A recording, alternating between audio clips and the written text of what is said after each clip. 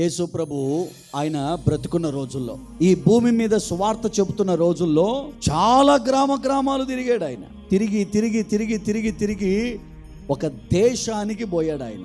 ఏ దేశము? ఆ దేశం అంటే గెరాసేనీయుల దేశము అని రాయబడి ఉంది బైబిల్లో. ఆ దేశంలోనికి రాగానే ఆ దేశ ప్రారంభంలోనే ఒక యవనస్తుడు కనపడ్డాడు యేసుకి. ఎవరతను?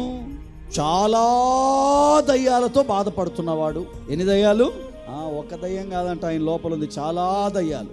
అవి మాటికి ఇబ్బంది పెడుతున్నాయట ఆయన్ని. అందుకని అక్కడ ఉన్న ప్రజలందరూ ఏం చేశారంటే కాళ్ళకు చేతులకు సంకెళ్ళేసి సమాధుల తోటలో కట్టేశారు. సమాధుల తోటలో కట్టేస్తే ఇప్పుకొని అడవుల పాలైపోయేవాడు ఈయన. ఎన్ని దయ్యాలతో బాధపడుతున్నాడు అంటే వాక్యం అంటది చాలా దయ్యాలు. ఏ కార్యం చేశాడు ఈ యవనస్తునికి దేవుడు?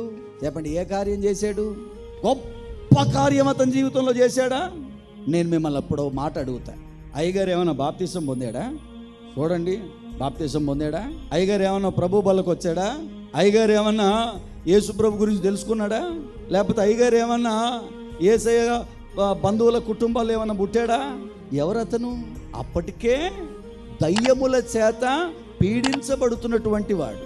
అతని విషయములోనే యేసు ప్రభు అంత గొప్ప కార్యాలు చేస్తే 24 గంటలు యేసు యేసు యేసు యేసు అని ఊపిరితో బతుకుతున్న మనకు చేయడా? దేవునికి స్తోత్ర.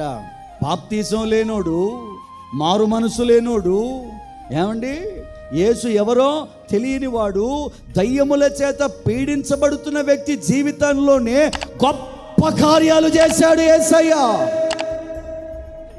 ఎన్ని సంవత్సరాలైంది మనం ప్రభులోనికి వచ్చి? ఇంతగా ప్రభు కొరకు ఆరాధన చేస్తూ బ్రతుకుతున్న మనల్ని వదిలేస్తాడా? ఎలాగ వదిలేస్తాడండి? ఏ విశ్వాసి కుటుంబాన్ని కూడా యేసు ప్రభు విడిచిపెట్టడు.